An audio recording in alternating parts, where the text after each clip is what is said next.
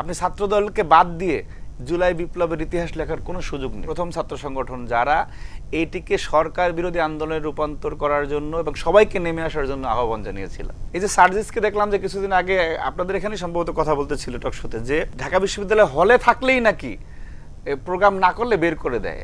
এটা একদম ভুল কথা। কিন্তু ওরা যে মুজিবকে ধারণ করে মুজিব অবিকল্প, মুজিব আমার পিতা, এই সমস্ত কথা তো ছাত্রলীগকে ওরে জোর করে বলে নাই। যারা হাসিনা শাসনকে বৈধতা দিয়ে গেছে একটু মাত্র হলে থাকার জন্য, সিটে একটা ভালো সিট পাওয়ার জন্য ছাত্রলীগকে মানে জয় জয়কার ছাত্রলীগ, মুজিবের সৈনিক হিসাবে নিজেদেরকে পরিচয় দিত। তাই সমন্বয়ককে নিয়ে দুইটা কথা বলার পরে মনে করেন যে তারা আন্দোলন প্রত্যাহারের কথা বলছে। কিন্তু ওই ডিবি অফিসেই আমি 19 দিন ছিলাম একটা না, আমাকে এর মধ্যে 6 থেকে 7 বার ঝুলাইছে। ভাইরে, এত ছোট বিষয়ে তোমরা মব সৃষ্টি করছো কেন? তখন বলতেছে এটা সংগঠনের নির্দেশনা, এটা বাংলাদেশ জামায়াত ইসলামের সংগঠনের নির্দেশনা। আপনি একজনকে জিজ্ঞেস করবেন যে বাংলাদেশে কোন টেম্পো স্ট্যান্ড বাংলাদেশ মানে বিএনপির লোকজন দখল করছে, বলতে পারবে না। হাসিনাকে টিকিয়ে রাখার, বৈধতা দেওয়ার অন্যতম সহায়ক শক্তি ছিল এই চরমনে। আসসালামু আলাইকুম, সবাইকে স্বাগত জানিয়ে শুরু করছি বাংলা ভিশনের বিশেষ আয়োজন। আপনাদের সাথে আছি আমি সুজন মাহমুদ। দর্শক, আজ আমাদের সাথে একজন ছাত্র নেতা আছে। আমরা জুলাইয়ের গণঅভ্যুত্থান উপলক্ষে আমাদের এই বিশেষ আয়োজন, এই প্রত্যেকটা আয়োজনই কিন্তু আমরা তুলে ধরার চেষ্টা করেছি জুলাই গণঅভ্যুত্থান সম্পর্কে বিস্তারিত তথ্য। আজকে একটু অন্যভাবে শুরু করতে চাই। আজকে আমরা আলোচনা করব জুলাইয়ের আন্দোলন কিভাবে গণ আন্দোলনে রূপান্তরিত হলো। এ বিষয়ে আমাদের সাথে কথা বলার জন্য আছেন বাংলাদেশ জাতীয়তাবাদী ছাত্র দলের সাংগঠনিক সম্পাদক আমানুল্লাহ আমান। আমান, আপনাকে স্বাগত জানাচ্ছি। ধন্যবাদ আপনাকে, ধন্যবাদ বাংলা ভিশনে যারা দেখছেন সবাইকে। আমান, আপনি নিশ্চয়ই শুনতে পেয়েছেন যে আসলে আজকে টপিকটা কি। আন্দোলন উপলক্ষে আমরা প্রতিদিনই প্রত্যেকের আলাদা আলাদা বীরত্বগাথা, স্মৃতিগুলো আমরা আলোচনা করেছি এর আগের পর্বগুলোতে। আজকে একটু অন্যভাবে আলোচনা করতে চাই। এটা তো আমরা দেখেছি যে প্রথম কোটা আন্দোলন ছিল। কোটা আন্দোলনের পক্ষে সাধারণ শিক্ষার্থীরা মাঠে নেমেছে এবং নানা শ্রেণী পেশার মানুষ পরবর্তীতে এখানে এদের সাথে একাত্মতা প্রকাশ করেছে। এক সময় দেখা গেছে যে এটা গণ আন্দোলনে রূপান্তরিত হয়েছে। শুধু আওয়ামী লীগ ছাড়া এবং কট্টর আওয়ামী লীগ ছাড়া বোধহয় এমন কেউ নেই যারা এই আন্দোলনের সাথে শুধু একাত্মতা প্রকাশই না, সরাসরি মাঠে ছিল না এরকম। তা আসলে আপনার কাছে একটা প্রশ্ন, এই আন্দোলনটা কিভাবে গণ আন্দোলনে রূপান্তরিত হলো? ধন্যবাদ আপনাকে। দেখুন, দীর্ঘ 1.5 দশক ধরে দেশের যে ফ্যাসিবাদী শাসন ব্যবস্থা চলেছে, বাংলাদেশের সকল শ্রেণী পেশার মানুষ, সে যে পেশায় থাকুক না কেন, বিশ্ববিদ্যালয়ের শিক্ষক বলেন, ছাত্র বলেন, চাকরিজীবী বলেন, প্রত্যেকটা মানুষই তার স্ব ক্ষেত্রে নিপীড়িত ছিল। এবং মানুষ যে মানুষের কথা বলার স্বাধীনতা, বাক স্বাধীনতা, সেই জায়গা থেকে মানুষ অনেক যোজন দূরে ছিল। সেই সমস্ত বিষয়গুলির যে পুঞ্জীভূত ক্ষোভ, সেই ক্ষোভের বহিঃপ্রকাশ আমরা দেখেছি গত বছরের জুলাইয়ে। যদিও চাকরির কোটা পদ্ধতি থাকবে কি থাকবে না সেই প্রসঙ্গটা নিয়ে আন্দোলন শুরু হলো, সাধারণ শিক্ষার্থীদের উপরে যেরকম ঠিক এর আগেও আপনি 14, 18, 24 যেরকম বাংলাদেশে জনগণের ভোটাধিকার কেড়ে নেওয়ার পরে নিপীড়নও একই সাথে নেমে এসেছিল, ঠিক সেরকম আপনি দেখবেন নিরাপদ সড়ক আন্দোলনেও বাংলাদেশে যে নির্মম অত্যাচার, নিপীড়ন চলেছে ফ্যাসিবাদী শাসনের পক্ষ থেকে, ঠিক একইভাবে যখন আবার জুলাইয়েও আপনার এই দমন নিপীড়ন শুরু হলো, নিষ্পেষণ নির্যাতন শুরু হলো, তখন এই দীর্ঘদিনের বঞ্চিত শোষিত মানুষরা বাংলাদেশের, তারা মনে করলো যে না, দিস ইজ দ্য টাইম, যে এখনই আমাদেরকে রাস্তায় নামতে হবে। এবং এই যে পৃথিবীর যে কোনো দেশে যখন গণঅভ্যুত্থান হয়, তখন তো একটি মাত্র ঘটনাকে কেন্দ্র করে সকল শ্রেণী পেশার মানুষ রাস্তায় নেমে যায়নি, শব্দটাই তো গণঅভ্যুত্থান। আপনি দেখবেন যে একটা পর্যায়ে আন্দোলনের প্রথম ছাত্ররা ছিল, ছাত্রদের সাথে অভিভাবকরা যুক্ত হয়েছে, সেই অভিভাবকদের মধ্যে বিভিন্ন শ্রেণী পেশার মানুষ ছিল। পাবলিক বিশ্ববিদ্যালয় যখন একটা পর্যায়ে প্রায় ঝিমিয়ে পড়তেছিল, ঠিক তখন বেসরকারি বিশ্ববিদ্যালয় আমরা মানে অনেকটা ঝিমিয়ে পড়ে না, এটা বলা চলে যে যখন হলগুলো ভ্যাকেন্ট করে দেয়া হলো, মানে বলা চলে যে পাবলিক বিশ্ববিদ্যালয়গুলো বন্ধ করে দেয়া হলো, মানে আন্দোলন ওখানে স্থগিত কিনা। আমরা যারা আন্দোলনকে পর্যবেক্ষণ করছিলাম বা চাচ্ছিলাম যে আমরা আন্দোলনটা আমরাও পারলে শরিক হই, এই সময় খুব আশাহত হয়েছিলাম। ঠিক সেই সময় বেসরকারি বিশ্ববিদ্যালয়ের শিক্ষার্থীরা যে অভাবনীয় এবং ইতিহাসে এই যে বীরত্ব গাথা, এই বীরত্ব গাথাকে আমি মনে করি বাংলাদেশের সকল শ্রেণী পেশার মানুষ মনে রাখবে। একটা সময় আমরা বেসরকারি বিশ্ববিদ্যালয়কে আমরা বলতাম যে, যেটা আমি মানে অনেকে দুষ্টমি করে বলে, বা ফার্মের মুরগি, এদের দ্বারা কিছু হবে না, এরা প্রতিবাদ করতে জানে না। সেই জায়গাটি থেকে যে দুর্বার প্রতিরোধ আমরা তাদের মধ্যে দেখেছি, সেই সময়ে আন্দোলনটি আরও স্ফুলিঙ্গের মতো স্ফুলিঙ্গ থেকে দাবানল মহিরহ আকারে ছড়িয়ে গিয়েছে। তো এরপরে দেখবেন যে একটা পর্যায়ে গিয়ে আপনার সাংবাদিকরা যারা এতদিন ফ্যাসিবাদী শাসন ব্যবস্থায় তাদের মানে বস্তুনিষ্ঠ সংবাদ পরিবেশন করতে পারতো না, তারা শিক্ষার্থীদের পক্ষে অবস্থান নিয়েছে। এরপরে আমরা দেখেছি যে মানে যারা চলচ্চিত্র জগতের আছে, বিভিন্ন যে অভিনয় শিল্পী, নাট্যশিল্পী, মঞ্চ নাটকে অভিনয় করে, তারা প্রত্যেকে তার স্ব ক্ষেত্রে বিপ্লবকে, এই গণঅভ্যুত্থানকে আরও বেগবান করার জন্য তারা অবদান রেখেছেন। আমরা দেখেছি যে ফার্ম গেটে মোশাররফ করিম থেকে শুরু করে অনেক লিজেন্ডারি যারা নাট্যশিল্পী, আর্টিস্টরা তারা রাস্তায় নেমে এসেছে। এরকমের আপনি একটা পর্যায়ে দেখবেন যে ঢাকা বিশ্ববিদ্যালয়ে একজন রিক্সা চালক তিনি একটি সেলুট দিচ্ছেন আন্দোলনের যারা আছেন তাদেরকে, সেটি মুহূর্তের মধ্যে ভাইরাল হয়ে গিয়েছে। জাহাঙ্গীরনগর বিশ্ববিদ্যালয়ের একজন শিক্ষকের একটি কবিতা আবৃত্তি, সেটি মুহূর্তের মধ্যে সারা দেশে ছড়িয়ে পড়েছে। অর্থাৎ সকল শ্রেণী পেশার মানুষ সের যে এই পুঞ্জীভূত ক্ষোভের বহিঃপ্রকাশ এবং এই দীর্ঘ 1.5 দশকের যে নিপীড়নের জবাব দেওয়ার উপযুক্ত সময় মানুষ মনে করেছে যে জুলাই, যার কারণে সবাই এই আন্দোলনের মধ্যে তার প্রতিবাদের ভাষা খুঁজে পেয়েছে যে না, এইটা আমারই প্রতিবাদ। আপনি এখানে আপনার প্রতিবাদের কিভাবে, আপনার ভাষাগুলো কিভাবে? দেখুন, আমি একজন ছাত্র দলের কর্মী এবং দীর্ঘ 1.5 দশকে বাংলাদেশের সবচেয়ে নিপীড়িত, সবচেয়ে মজলুমদের সংগঠন হচ্ছে বাংলাদেশ জাতীয়তাবাদী দল বিএনপি এবং তার ছাত্র সংগঠন জাতীয়তাবাদী ছাত্র দল। আমাদের উপরে যেই জুলুম, যেই নির্যাতনের স্ট্রিম রোলার চলেছে, সেখান থেকে হাসিনা পতনের জন্য সবচেয়ে বেশি আকাঙ্ক্ষা, সবচেয়ে বেশি চেষ্টা আমাদের ছিল এবং এই চেষ্টার পরিপূর্ণতা এসেছিল জুলাই। স্বভাবতই এখানে আমরা যেহেতু ওই আন্দোলনটিতে আগে থেকেই ওই আন্দোলনরত ছিলাম যে হাসিনার পতন ঘটাতে হবে, সেইখানে যখন এটি যুক্ত হয়েছে, প্রথমে অত্যন্ত সুকৌশলে আমরা এই আন্দোলনে আমাদের নেতাকর্মীদেরকে আমরা পাঠিয়েছি। আমাদের নেতাকর্মী বিশেষ করে যখন 5ই জুন যে আন্দোলনটি শুরু হলো আর কি ঢাকা বিশ্ববিদ্যালয়ের রাজু ভাস্কর্যে, তারপরে পবিত্র ঈদুল আজহার একটি বন্ধ ছিল এবং পরবর্তীতে বৈষম্য বিরোধী আন্দোলনের ব্যানারে আপনি 1 জুলাই 24 থেকে যেটি শুরু হয়, সেদিনই ক্যাম্পাসে এবং পরের দিন শাহবাগ অবরোধ ছিল এবং জাহাঙ্গীরনগর বিশ্ববিদ্যালয়ের সামনে ঢাকা আরিচা মহাসড়ক অবরোধ ছিল। আমরা অত্যন্ত সুকৌশলে আমাদের নেতাকর্মীদেরকে সেখানে প্রেরণ করছি, বিকজ আমরা আমাদের আইডেন্টিটি নিয়ে, আমাদের আত্মপরিচয় নিয়ে যদি সেখানে যেতাম, তাহলে সেটাকে একটি রাজনৈতিক ট্যাগ দিয়ে সরকার প্রথম দিকে আন্দোলনটি থামিয়ে দিত। মানে শুরুর আগেই শেষ, শুরুর আগেই শেষ। সেই জন্য অনেকে এটা নিয়ে কথা বলে থাকে, ওনারা কোথায় ছিল।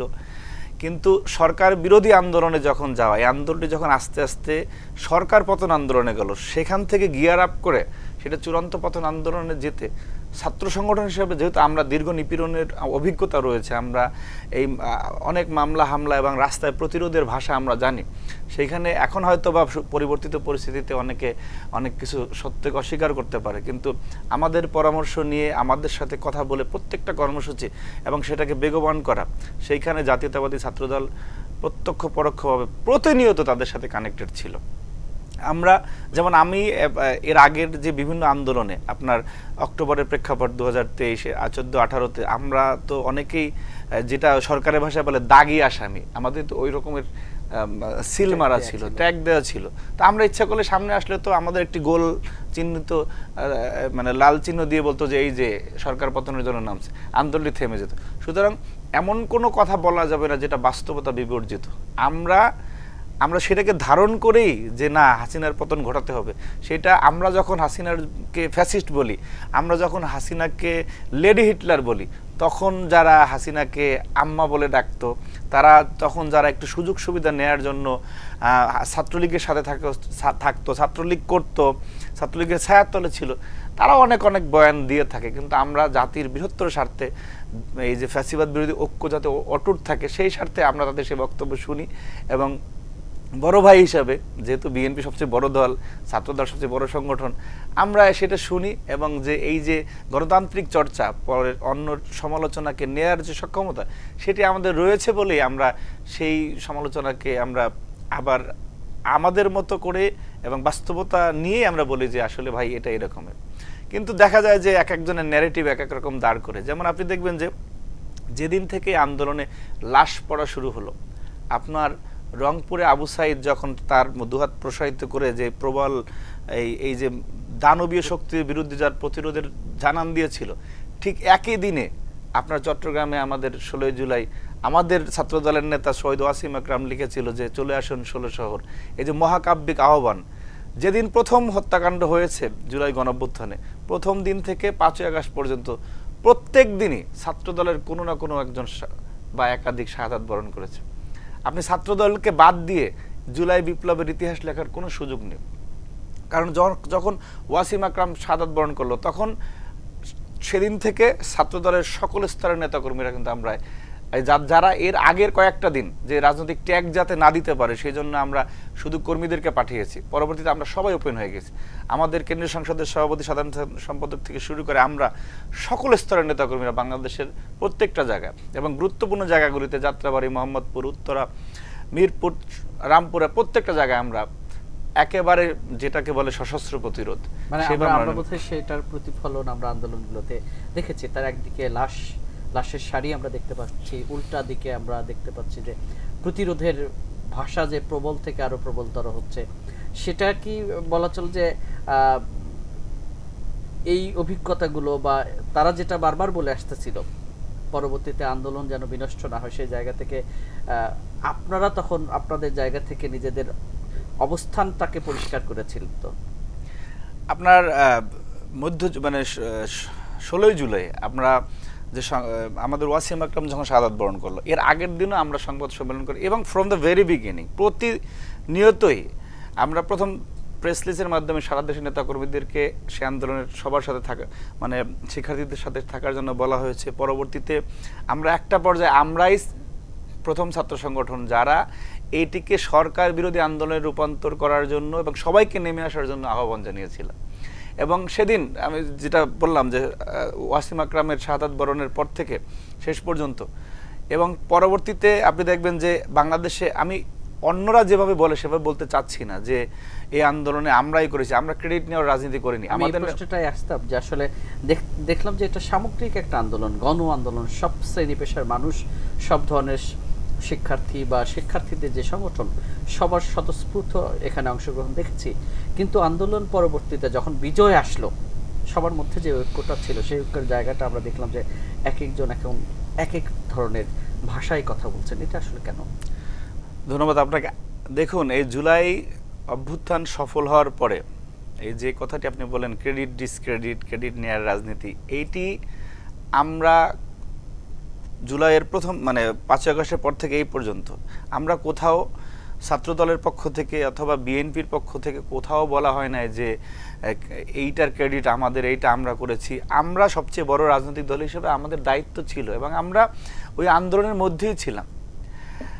এবং আপনি 5ই আগস্ট চাচ্ছেন যে একটা দীর্ঘ আন্দোলনের মধ্যে ছিলেন, আপনারা শুধু সুযোগের অপেক্ষায় ছিলেন কখন আন্দোলনটাকে অ্যাবসলিউটলি। আমি আরেকটু বলি ক্রেডিট নিয়ে, আপনি কোথাও কোনো একটি বক্তব্য আমাদের নেতা বিএনপির ভারপ্রাপ্ত চেয়ারম্যান তারেক রহমান থেকে শুরু করে আমাদের কোনো দায়িত্বশীলদের মুখ থেকে পাবেন না যে আমরা এই কাজটা করেছি, সেটা জাতিকে আমরা বোঝাতে চাই।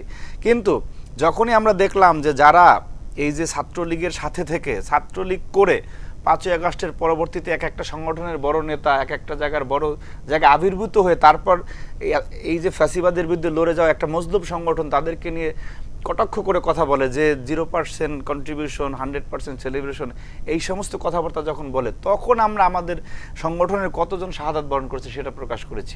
কিন্তু আমরা কখনোই আমাদেরটা জানা দিতে চাই না, আমরা সবাইকে ওন করি। কারণ আমরা তো বাংলাদেশ নিয়ে রাজনীতি করি। আমাদের নেতা যেরকম বলেছেন দিল্লি, পিন্ডি, কোথাও আমাদের কোনো ঠিকানা নেই, আমাদের ঠিকানা বাংলাদেশ। এবং এইটা বিএনপির মাধ্যমেই অনিবার্য ছিল এদেশে একটি গণপ্রতিরোধ। এবং ছাত্ররা শুরু করলেও, আমরা শুরু করলেও শেষ পর্যন্ত দেখেন যে আপনি গার্মেন্টস শ্রমিক, রিক্সাওয়ালা, ঠেলাওয়ালা, শ্রমজীবী, মজুর, দিনমজুর সবাই যে মানে এই লাশের সারিতে আসলো, সে তো বিশেষ ক্যাডার হওয়ার জন্য আসে নাই। আচ্ছা, আরেকটা বিষয় আমরা বারবার দেখি যে ছাত্ররা বা শিক্ষার্থীরা শুরু করলো। তার মানে আমরা তো দেখেছি যে আপনাদের ছাত্র সংগঠন আছে বা অন্যান্য রাজনৈতিক দলগুলোর ছাত্র সংগঠনগুলো আছে, তারা কি ছাত্র না বেসিক্যালি? কেন বলা হয় ছাত্রদের আন্দোলন? সুন্দর বলেছেন আপনি, সুন্দর। আচ্ছা, আমাদের যেমন ঢাকা বিশ্ববিদ্যালয়ে যখন ঢাকা বিশ্ববিদ্যালয় ছাত্র দলের বা ছাত্রদল কেন্দ্রীয় সংসদে একটি মিছিল হয়, সেখানে যে সহস্রাধিক শিক্ষার্থীরা থাকে, তারাও ছাত্র। আমি ছাত্র দল করি, প্রথমত ছাত্র আমি, তারপরে দল। তো এরা এই যে ন্যারেটিভটা যে সাধারণ শিক্ষার্থীরা এই ন্যারেটিভটা কিন্তু 5ই আগস্ট পরবর্তী সময় একটি বিশেষ সংগঠন এভাবে নিয়ে আসছে। আর যদি আপনাকে যেটা বললাম যে আমি তো ছাত্র দলের পরিচয়ে ওই আন্দোলনে প্রথম যোগদান করার কোনো সুযোগই ছিল না। যেমন 5ই জুন 24 যেদিন হাইকোর্ট বিভাগ 56% কোটার বিষয়টা ওনারা পরিবর্তন করলো, বাতিল করলো, সেদিন সন্ধ্যায় যে রাজু ভাস্কর্য মিছিল হয়েছে সেটা গণ অধিকার যে ছাত্র অধিকার নুটদের ওরা মিছিল করছে। পরবর্তীতে ওরাও তো আমাদের চিন্তার সাথে ওরা এক হয়েছে যে না, এই ইন্ডিভিজুয়াল ছাত্র সংগঠনের ব্যানারে এটা করতে গেলে আন্দোলন নষ্ট করে দেবে। সুতরাং এই যে সাধারণ শিক্ষার্থী বলা হয়, এই সাধারণ শিক্ষার্থী ছাত্র দলেরও সাধারণ শিক্ষার্থী, ছাত্র অধিকারের সাধারণ শিক্ষার্থী এবং ফ্যাসিবাদ বিরোধী অন্য সকল ছাত্র সংগঠনের শিক্ষার্থী মিলেই সাধারণ শিক্ষার্থী। এটার স্টেক হোল্ডার আলাদা কেউ নেই, এটা ছাত্র সংগঠনের নেতাকর্মীরাই, যাদের দীর্ঘ সময় রাজপথে থাকার অভিজ্ঞতা রয়েছে তারাই সবচেয়ে বেশি রিস্ক নিয়েছে। এইটা নতুন করে প্রমাণ করার কিছু নেই।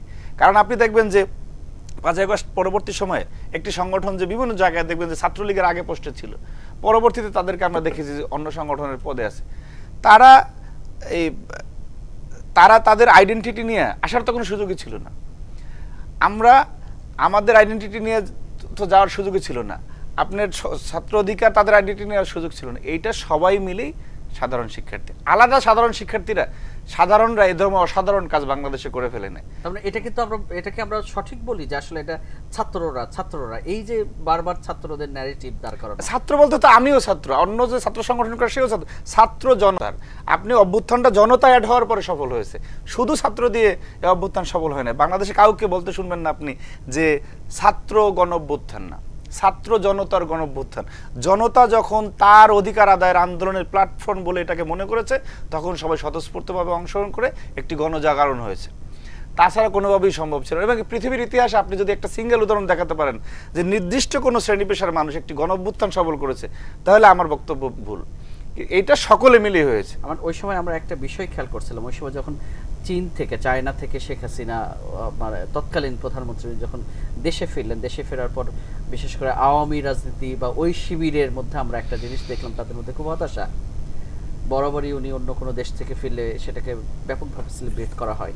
ঠিক ওই সময় যখন আন্দোলন করছিলেন তখন ছাত্রলীগের কিছু লোকজনগুলোকেও এই আন্দোলনের মধ্যে দেখেছিলাম। আমরা তখন শুনেছিলাম যে এটা হয়তোবা, আমরা বিশেষ করে সাংবাদিকরা যারা বিভিন্ন গণমাধ্যমে কাজ করি নানা রকমের অ্যাজাম্পশন করে থাকি, বিভিন্ন ধরনের কথাবার্তা চারদিকে শুনে অভ্যস্ত এবং সেটা মানে আরেকটু যাচাই বাছাই করতেও আমরা চাই। তো ওই সময় একটা কথা আমরা শুনেছিলাম যে এরকম হয়তোবা ইস্যুটাকে ঢাকার জন্য ছাত্রলীগ দিয়ে এই ধরনের একটা আন্দোলন, এখানে কিছু ছাত্রলীগের নেতাকর্মীকে সে সময় সামনে দেখেছিলাম। আসলে আপনার দৃষ্টিতে কি হয়? আসলে না, এটা সম্পূর্ণ ভুল ধারণা। ছাত্রলীগের কিছু নেতাকর্মী সামনে ছিল না। এটা ছাত্রলীগ দেখা গেছে যে অনেক সময় অনেক ছোট পদে ছিল, কিন্তু বিবেকের তাড়নায় কিছু ওই সময় ছাত্রলীগ থেকেও এই আন্দোলনে এসেছে, যার কারণে আওয়ামী লীগ তো যতগুলি বিষয়ে কৌশল করেছে কোনোটাই কৌশল ছিল না, সব অপকৌশল ছিল। দেখেন, একটা কথা আমার খুব বলার দরকারি, যে এই যে আমাদেরকে দিয়ে ন্যারেটিভ তৈরি করা হয় না, যখন আপনি এই জুলাই অভ্যুত্থানটা হলো, এর আগে সরকারের আক্রোশের শিকার, সরকারের নিপীড়নের শিকার এরা তো কেউ ছিল না। এই যে সার্জিসকে দেখলাম যে কিছুদিন আগে আপনাদের এখানে সম্ভবত কথা বলতেছিল টকশোতে, যে মানে ঢাকা বিশ্ববিদ্যালয় হলে থাকলেই নাকি প্রোগ্রাম না করলে বের করে দেয়। এটা একদম ভুল কথা। হলে আচ্ছা ওই পর্যন্ত ঠিক আছে, কিন্তু ওরা যে মুজিবকে ধারণ করে, মুজিব অবিকল্প, মুজিব আমার পিতা, এই সমস্ত কথা তো ছাত্রলীগ কাউরে জোর করে বলে নাই। তো সে তো মুজিবরে নিয়ে ওইরকম চটকদার কত কথা বলেছে। এখন এই যে আমাদেরকে নিয়ে কথাগুলি বলা হচ্ছে না, দেখুন, হ্যাঁ ছাত্রলীগের পদে ছিল। দেখুন, ওই নজরুল একটা কথা বলেছেন যে উহারা চাহক দাসের জীবন, আমরা শহীদি দরজা চাই, নিত্য মৃত্যু ভীত ওরা, আমরা মৃত্যু কোথায় খুঁজে বেড়াই।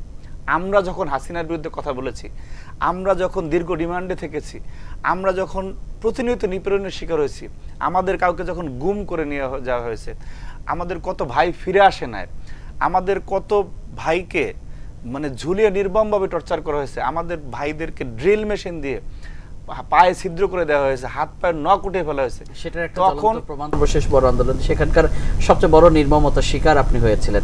সেদিন আপনার সাথে কি হয়েছিল? আমি ওই জায়গাটা আসতেছি, আপনাকে এটুকু বলে, তখন যারা হাসিনার শাসনকে বৈধতা দিয়েছে, তখন যারা বৈধতা দেয় না, আপনি কোরআনে বলা আছে যে যে অন্যায় দেখে কথা না বলে সে হচ্ছে বোবা শয়তান। তখন যারা হাসিনা শাসনকে বৈধতা দিয়ে গেছে একটু মাত্র হলে থাকার জন্য, সিটে একটা ভালো সিট পাওয়ার জন্য, ছাত্রলীগকে মানে জয় জয়কার ছাত্রলীগ, হাসিন মুজিবের সৈনিক হিসেবে নিজেদেরকে পরিচয় দিত, তাদের মুখে এত বড় বড় বিপ্লবের কথা শুনলে না আমাদের কষ্ট লাগে যে ভাই, যখন আমরা নিপীড়নের শিকার হয়েছিল এবং তাদের জীবদ্দশায় কোনোদিন এই ধরনের নিপীড়নের শিকার হয় না। আমরা তো দেখছি সমন্বয়ককে নিয়ে দুইটা কথা বলার পরে মনে করেন যে তারা আন্দোলন প্রত্যাহারের কথা বলছে, কিন্তু ওই ডিবি অফিসেই আমি 19 দিন ছিলাম একটা না, আমাকে এর মধ্যে 6 থেকে 7 বার ঝুলাইছে। আমাদের অসংখ্য নেতাকর্মীদের মানে যে পাশে মারছে, তীব্র আত্মচিৎকারের কান্না আমাদের কানে আসতেছিল। একবার ঝুলাইছে, ঝুলাই আনার পরে অজ্ঞান করছে, অজ্ঞান করে আবার মানে মারতে মারতে যখন অজ্ঞান হয়ে গিয়েছে হসপিটালাইজ করছে, আবার নিয়ে এসে মারছে। তারপরও আমাদের কোনো নেতাকর্মীরা বলে নাই যে আমরা এই আন্দোলন থেকে সরে যাব, তারেক রহমানের বিরুদ্ধে কোনো স্টেটমেন্ট দেয় নাই। আমরা গণতন্ত্রের প্রকৃত যোদ্ধা এবং আমাদের অভ্যাসটা হচ্ছে আমরা সাদাকে সাদা বলি, কালোকে কালো বলি। এই কারণে এবং বাংলাদেশের স্বার্থে তোমাদেরকে ওন করে এবং করব, কিন্তু তোমরা এমন কিছু করো না যাতে এই মজলুম মানুষগুলির হৃদয়ে আঘাত লাগে। বাংলাদেশে মানুষ রাস্তায় নামছে কেন? যখন দেখছে যে আমাদের নুরুজ্জামান জনির বুকে 19টা গুলি চালাইছে, তখন মানুষের বিবেকে লাগছে যে একটা মানুষ মারতে কয়টা গুলি লাগে, 19টা গুলি চালাই বুক ঝাঁঝরা করে দিচ্ছে।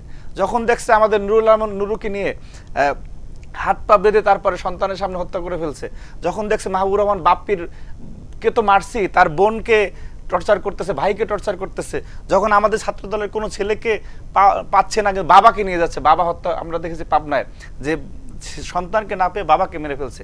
এই ধরনের অসংখ্য ঘটনা রয়েছে, অসংখ্য। আমাদের কত সহযোদ্ধা এখন পর্যন্ত ঘুম থেকে ফিরে নেই। আমাদের ইলিয়াস আলীর মেয়ে সাইয়ারা নওয়াল এখনো ওই বাবার জন্য দরজার দিকে তাকিয়ে থাকে। সুতরাং আমরা যেই জুলুমের শিকার হয়েছে, যেই নিপীড়নের শিকার হয়েছি, আমাকে যখন নির্মমভাবে টর্চার করা হয়েছে, তখন আমার বোনগুলি যখন রাস্তায় রাস্তায় কাঁদতেছিল, তখনও টর্চার থামে নাই। আমার বড় ভাইকে সিটিটিসি রিমান্ডে টর্চার করে ঠিক সেই অবস্থায় আমি মিছিল করতেছিলাম হাসিনা পতন আন্দোলনের। তো আমাদের কমিটমেন্ট নিয়ে প্রশ্ন তুল না ভাই, কে কি করছে এই দেশের জন্য আমরা জানি। আমরা চাই সবাই মিলে এগিয়ে যেতে এবং সেই সাদাকে সাদা বলা, কালোকে কালো বলার মানসিকতা থাকতে হবে। ওনারা কথায় কথা এখন সালাউদ্দিন আহমদের মতো মানুষের নিয়ে কথা বলে, যেই মানুষটাকে বাংলাদেশের মানে নিপীড়নের যে উদাহরণ, যে নির্মমতার উদাহরণ হিসাবে তাকে একটা আইকনিক মানুষ, যে তার উপর দিয়ে কত নির্মমতা গেছে, সেই লোকটাকে নিয়ে যারা তুচ্ছতা ছিল কথা বলায়, এদেরকে অর্বাচীন বলবে না তো কাকে অর্বাচীন বলবে রাজনীতিতে। সুতরাং এদের প্রতি আহ্বান থাকবে যে আমাদের নেতা জনক তারেক রহমান উনি সেই 5 তারিখের পরের দিনই বলেছেন, ইভেন ওই দিন রাত্রে বলেছেন যে আমরা প্রফেসর ইউনূসের সরকারকে কোনোভাবে ব্যর্থ হতে দিব না। কিন্তু এই যে এবং সেই নির্দেশনাটা আমাদের প্রতি ছিল, কিন্তু এই উপদেষ্টা পরিষদে আমরা ফ্যাসিবাদের কিছু দোসর যেমন দেখি, কিছু যে অর্বাচীন উপদেষ্টা দেখি, যে যারা মানুষের ভাষায় কথা বলতে এখনো শেখে না এবং যারা তাদের পদের যে কতটুকু ওজন, এটার গভীরতা কতটুকু, এই দায়িত্বের গভীরতা সম্বন্ধে তাদের ন্যূনতম কোনো জ্ঞান নেই। আমরা দেখেছি যে গণমানুষের ভোটে নির্বাচিত একজন মানুষ ইঞ্জিনিয়ার ইশরাক হোসেন, তার একটি মাত্র ন্যায্য পাওনা, সেই হক থেকে কিভাবে বঞ্চিত করার জন্য একটা ঘাটতারামি করেছে এই শিশু উপদেষ্টা আসিফ। এই ধরনের প্রত্যেকটি জায়গায় এগুলি হচ্ছে।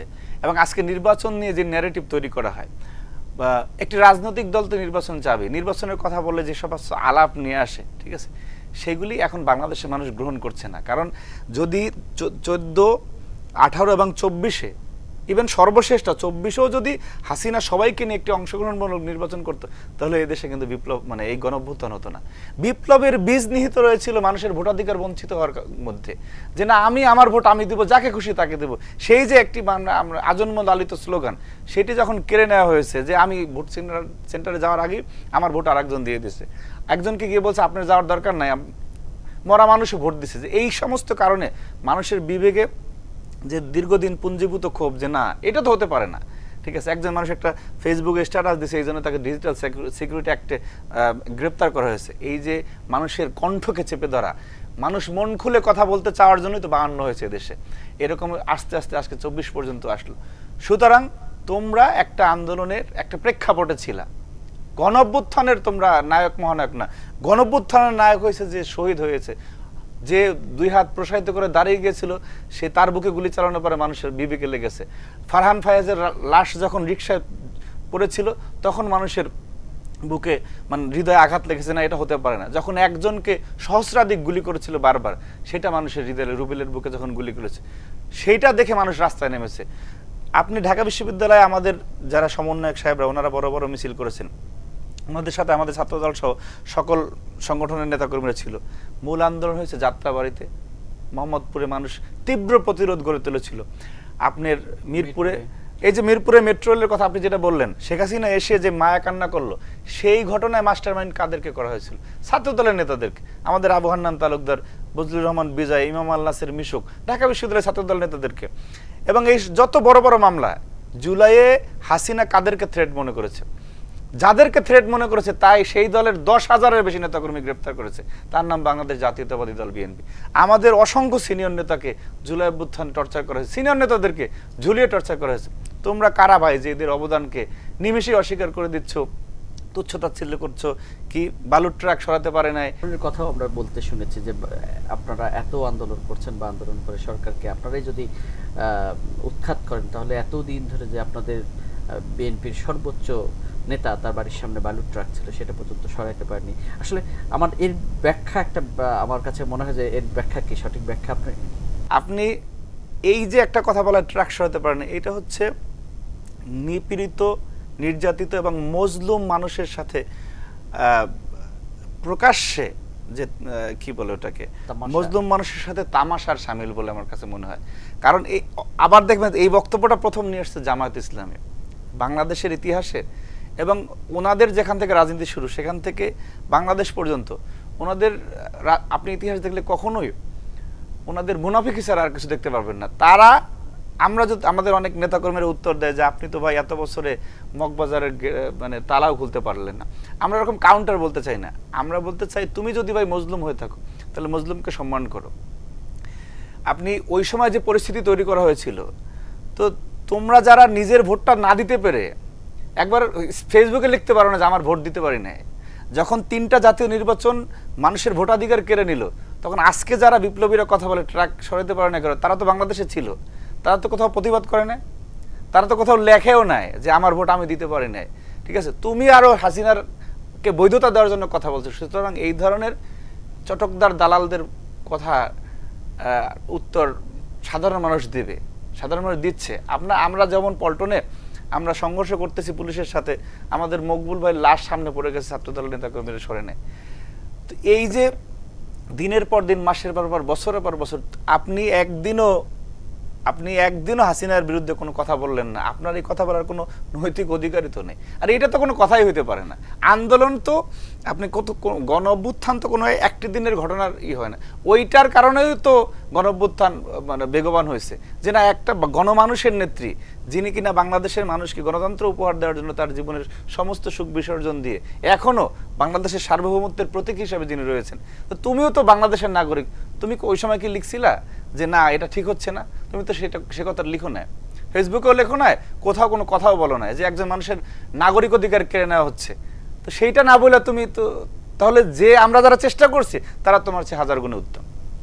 তার মানে আমার একটা বিষয় কি আপনার কাছে স্পষ্ট মনে হচ্ছে না যে কেমন জানি এর মধ্যেই, যেটা এই পরবর্তী অর্থাৎ আন্দোলন পরবর্তীতে সবাই দেশ করার কাজে নেমে পড়ার কথা, কিন্তু হঠাৎ এসে এই বিতর্কগুলো এক একজন এক এক রকম ক্রেডিট নেয়ার যে প্রতিযোগিতা, সেই জায়গা, আবার একটা সব মিলে সবার মধ্যে কিছু না কিছু ঝামেলা বাঁধানোর একটা অপচেষ্টা, অথবা হচ্ছে ঝামেলা আছে, এই ধরনের একটা বিষয় আমরা দেখছি। আপনার কাছে কি মনে হয় যে এটা আসলে কোনোভাবে জল ঘোলা করার চেষ্টা করা হচ্ছে, অস্থিরতা আরো চলুক, আরো থাকুক, এই ধরনের কোনো কিছু কি মনে হচ্ছে? আমি একটু অনেক সময় পত্রিকায় লেখে না, নাম প্রকাশ না করার শর্তে বলছি, গতকালকে আমি সরকারের একজন ঊর্ধ্বতন কর্মকর্তার সাথে যে কোনো এক মানে রেস্টুরেন্টে দেখা হয়ে গিয়েছিল।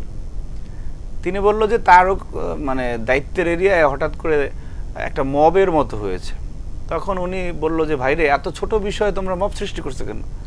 তখন বলতেছে এটা সংগঠনের নির্দেশনা, এটা বাংলাদেশ জামায়াত ইসলামীর সংগঠনের নির্দেশনা যে এই পরিস্থিতি তৈরি করে রাখতে হবে। দেখেন এই যে ইন্টেনশনালি মব তৈরি করে তারপর আবার ওনাদের যে জিন্দাউলি, সে বলে যে নির্বাচনের পরিস্থিতি নাই, ঠিক আছে? এইটা বাংলাদেশের সাধারণ মানুষকে ভোটাধিকার বঞ্চিত যেরকম হাসিনা রাখছিল, তার সাথে বিভিন্ন সময় সখ্যতা করা যে সংগঠন, এবং যারা কখনোই তাদের স্ট্যান্ডে ঠিক থাকে না।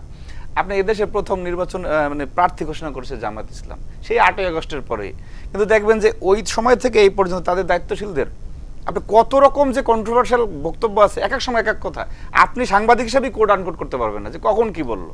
কিন্তু এই যে তারা এটা করবে কেন, যে এখন তাদের লাভটা কি? তাদের লাভটা হচ্ছে বাংলাদেশের সাধারণ মানুষের অবাধ সুষ্ঠু নিরপেক্ষ নির্বাচনে যেখানে ভোট দেওয়ার সুযোগ হবে, সেখানে তো সবচেয়ে জনপ্রিয় এবং বাংলাদেশের গণমানুষের আকাঙ্ক্ষার প্রত্যেক ধানের শীষই ভোট দিয়ে ফেলবে, এটা ওনারা জানে। এই কারণে এটা এক ধরনের মুনাফিকি, যেটা শয়তানি বলে, সেই শয়তানি করে নির্বাচনটাকে ডিলে করতে চায় যে। এবং পাশাপাশি তাদের যে অনুগত বিভিন্ন মিডিয়া আছে এবং ফেক অ্যাকাউন্ট আছে, বিভিন্ন ফেক পেজ আছে, সেইগুলি দিয়ে বিএনপির ক্যারেক্টার অ্যাসাসিনেট করার জন্য যে অপপ্রচার, যে চাঁদাবাজি করতে চাঁদাবাজি, অথচ দেখবেন যে বাংলাদেশের সবচেয়ে গুরুত্বপূর্ণ জায়গাগুলিতে সব জামাত, এই যে নতুন গড়া এনসিপি, তাদের দখলে আছে।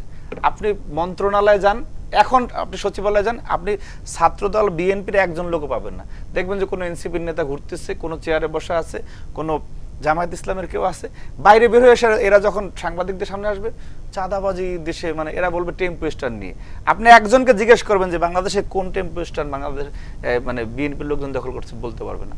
এই যে একেবারে কাল্পনিক, মানে গয়রহ মিথ্যা কথা বলা। আপনি কি একদম উড়িয়ে দিচ্ছেন যে আসলে কোথাও দখল করছে না বিএনপি? না, আপনি স্পেসিফিক জিজ্ঞেস করবেন, ও জানে না। আমি বলছি না যে করেই নাই। আচ্ছা, এত বড় রাজনৈতিক দল, এইখানে আপনার যেটা আমি অনেক সময় বলি, আপনার পরিবারে যদি 5 জন সদস্য থাকে, তাদেরকে আপনার দেখভাল করা আর 50 জনকে দেখভাল করার সক্ষমতা তো আলাদা। 50 জনের বিষয়ে একটু বেগ পেতে হয়।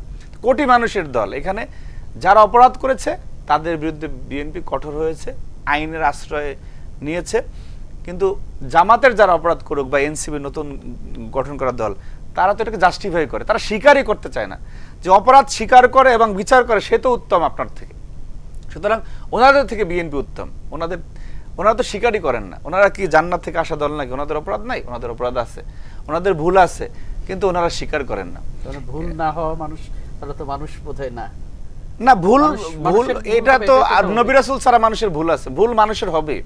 ভুল হলে সেই ক্ষমা করার জন্য তো আল্লাহ বসে আছেন। কিন্তু ওনারা, এবং এই যে কথায় কথা আসে, আপনি দেখবেন যে ওনাদের কিছু ইসলামিক বক্তা আছে, ওনারা সাম্প্রতিক সময় বাংলাদেশে যে ফেতনা শুরু করেছে, যে ওনাদের প্রত্যেকে, একজনে বলে যে নবী রাসূল যে স্টাইলে পাঠায় সেইভাবে ডক্টর ইউনূসের পাঠাইছে, একজনে বলে যে কোরআনের কোথায় নাকি ভুল আছে, একজনে বলে যে ফেসবুক চালানোর কথা আমির হামজা বলে যে কোরআনে বলছে।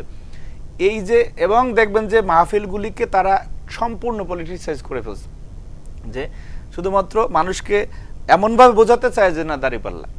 এই যে প্রত্যেকটা জায়গায় স্বার্থের কারণে যে কিছু জায়গাগুলিকে আসলে আলাদা রাখা উচিত, যেমন মসজিদ কমিটি, মসজিদে আপনি দেখবেন যে কওমি ঘরানার যতগুলি মসজিদ আছে, প্রত্যেকটা জায়গা জামাত দখলে নিয়ে নিছে, অথচ দেখবেন ইসলামের কথা বলে। আপনি আপনার দায়িত্ব নিয়ে বললাম, কওমি ঘরানার ওলামায়ে দেওবন্দের যত গুরুত্বপূর্ণ জায়গা আছে সব কিছু 5 আগস্টের পরে জামাত দখলে নিয়ে গেছে।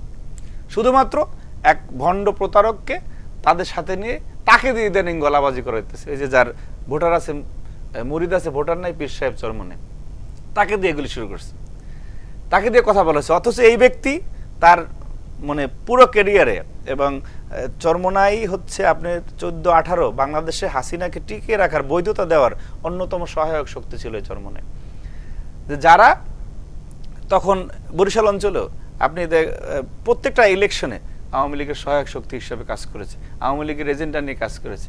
এবং সে সাম্প্রতিক সময়ে যে বক্তব্য দিয়েছে যে আওয়ামী লীগকে ভোট দেওয়ার নাকি হাজার কারণ আছে, ওনাকে তো গ্রেপ্তার করা উচিত।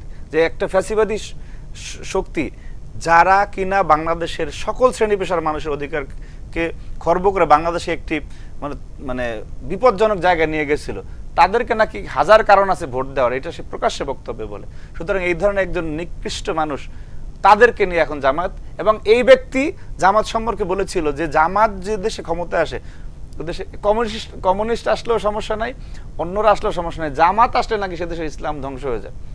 এটা হচ্ছে চরমনাই পীরের বক্তব্য। তাহলে আপনি জামাতের সাথে কেমনে মিশলেন? জামাত তো সেই মওদুদি আকিদাই রয়েছে। হয়তো বা আপনার ওই বক্তব্য ভুল, নাইলে যে আপনি জামাতের সাথে এখন যেটা মিলছেন সেটা স্বার্থের কারণে মিলছেন, একটা তো স্বীকার করতে হবে। সুতরাং এই ধরনের ভণ্ডামি করে মানুষকে বিভ্রান্ত করে এই ধর্ম ব্যবসায় দেশে বাংলাদেশে না করলে বাংলাদেশের মানুষ খুশি হয়।